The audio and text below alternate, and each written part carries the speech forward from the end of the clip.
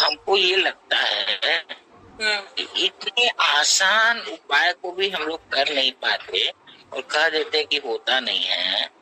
तो अगर कोई कठिन उपाय बता दिया जाए कि इतना व्रत करो, इतना ये गंगा स्नान करो, इतना दिन ये पूजा करो तब मिलेंगे, तो कैसे कोई करेगा?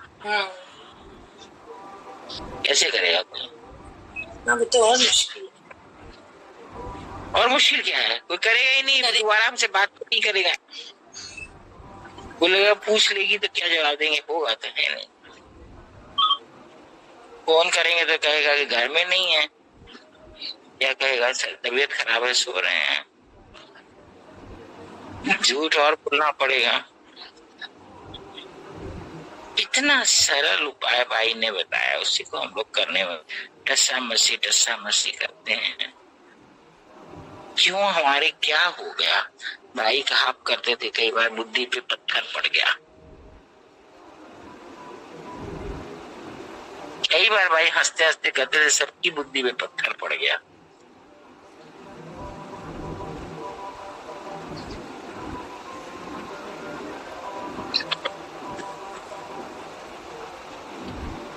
हम लोगों ने किसी चीज का महत्व समझा नहीं। अगर महत्व समझ लें, हम उसको पाने के लिए व्याकुल हो जाएंगे। ऐसा हमने जीवन में देखा, मेरे जीवन में भी घटित हुआ है।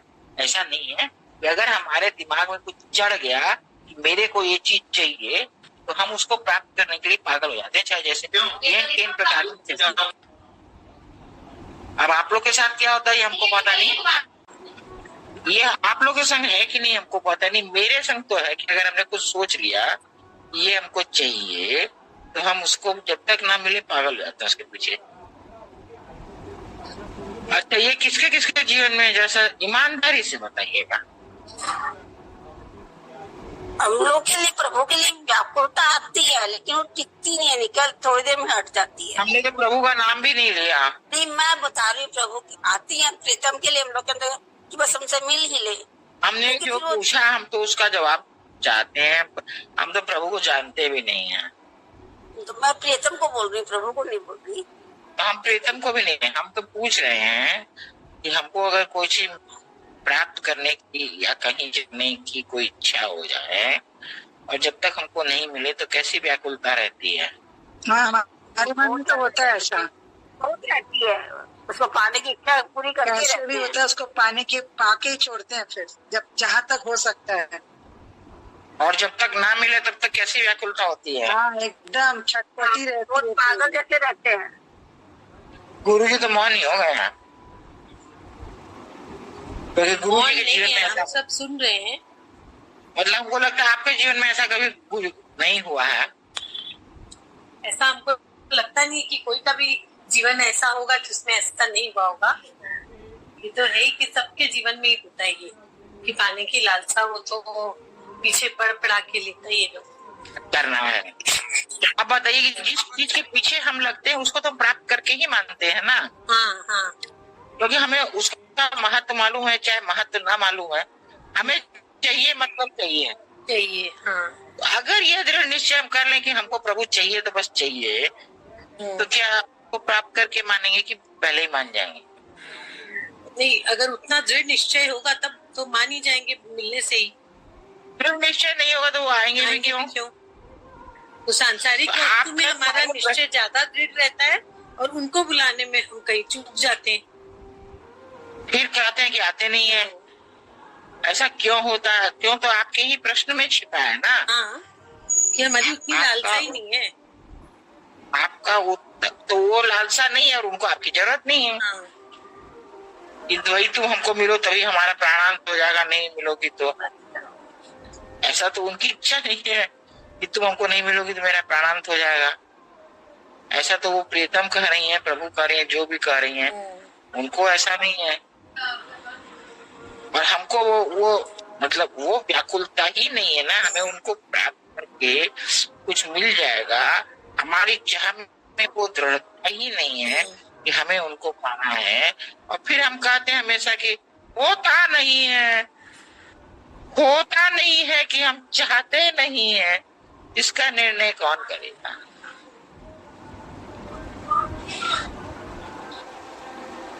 हमारी एक आदत और है, हम हमेशा गलती दूसरे में ढूंढते हैं, अपने में नहीं ढूंढते।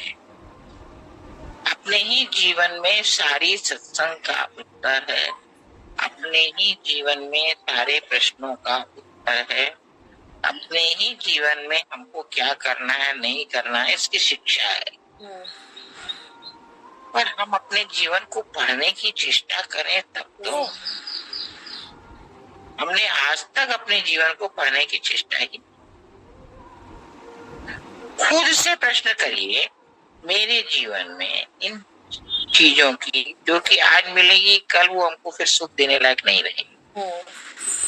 याद है हम बचपन में जब कलकत्ता जाते थे तो न्यू मार्केट में गेट पर एक दुकान थी, वहां हम जाया करते थे और ऑफिस स्टेशनरी में या ऑफिस की यूज आने वाले कोई भी सामान में जो भी नया मिलता हम उसको उठा लाते। वो बिल उस समय में 4000 का बने, 5000 का बने, 2000 का बने, और उसमें से लगभग 99% वस्तु मेरे काम की नहीं होती थी, पर हम उसको लाते थे। फिर जब समझ में आया कि अभी सब कुछ नहीं करना है तो मतलब इतना लंबा संग्रह हो गया था मेरी अलमारी में, मतलब 20% सामान भी मेरे काम नहीं आया, वो तो सारा वेस्ट ही हुआ ना। हम जिन चीजों को प्राप्त करने की चेष्टा करते हैं, जिसके पीछे अपने जीवन का समय लगाते हैं और उसको प्राप्त करके रहते हैं, उनसे हमारा क्या बनता है और क्या बिगड़ता है। मान लीजिए किसी वस्त्र की ऐसी आवश्यकता समझ में आ गई और हमने ले लिया, तो एक बार हम किसी के यहाँ पहन के चले जाएंगे तो दोबारा उसको पहनने में सोचेंगे कि भाई वहां कौन कौन देखा था, वो वहां आएगा क्या, अगर नहीं आएगा तब तो हम पहने, नहीं तो फिर तो वह पहन लिया तो कहेगा इसके पास एक ही साड़ी है क्या, एक पहन के आती है, इत्यादि इत्यादि विचार उठते हैं कि नहीं मन में। मतलब कहीं जाना हो तो आधा से 1 घंटा तो कपड़े के विचार करने में हमारा बीत जाता है। नहीं, हम लोग उम्र के हिसाब से समझ लीजिए या जैसे भी, अब इन सब चीज से तो काफी ऊपर उठ गए।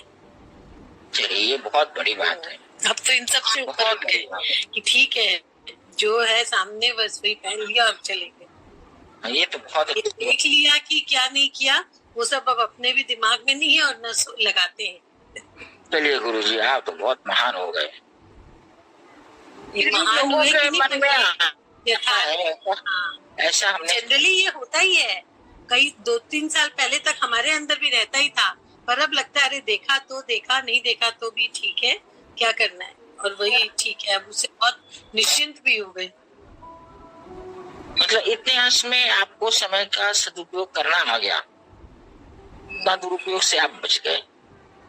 हाँ हाँ हाँ, ये कह लीजिए कि इतने अपने समय के दुरुपयोग से आप बच गए, बच गए, एकदम बच गए। हाँ। तो इस तरह से हमारे जीवन के अंदर में एक घटना नहीं, ये तुमने एक उदाहरण दे दिया, क्योंकि कई बार सुनते थे हमारे तो पास में आजकल ये सब सुनाने के लिए ममता भाई बहुत पर्याप्त है।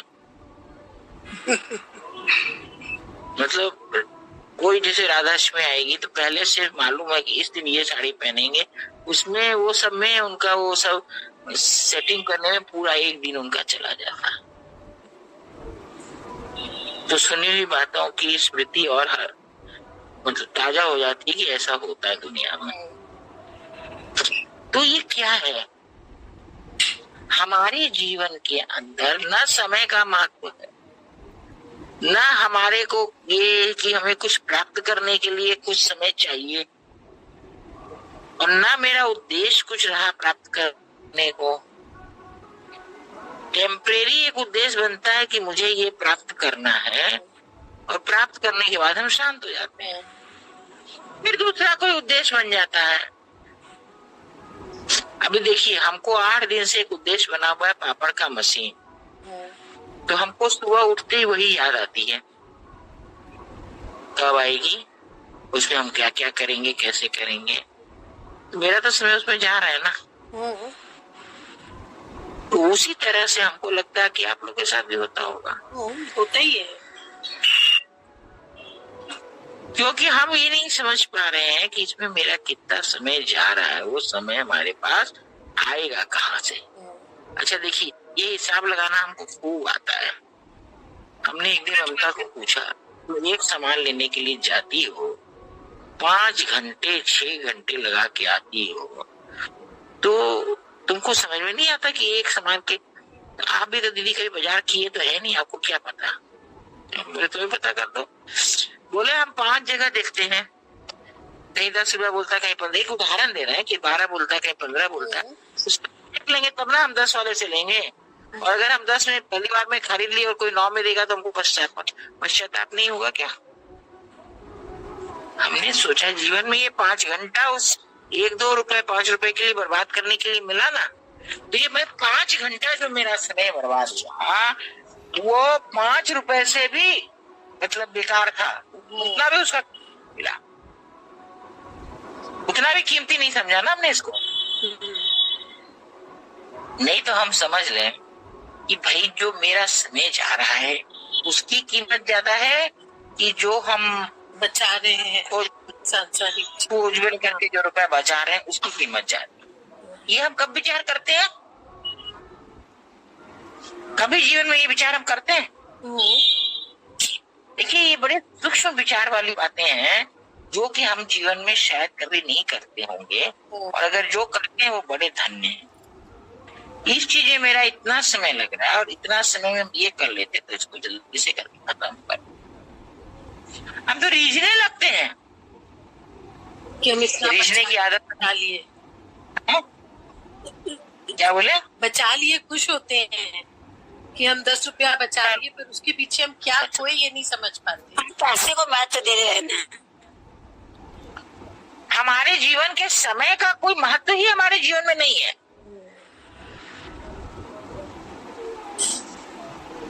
जब तक हम समय का महत्व नहीं समझे, हमारे जीवन का एक लक्ष्य नहीं बन जाएगा कि मुझे प्रियतम से या प्रभु से या जो संबंध है उनसे मिलकर ही चैन लेना है, तब तक वो क्यों आएंगे और कैसे आएंगे?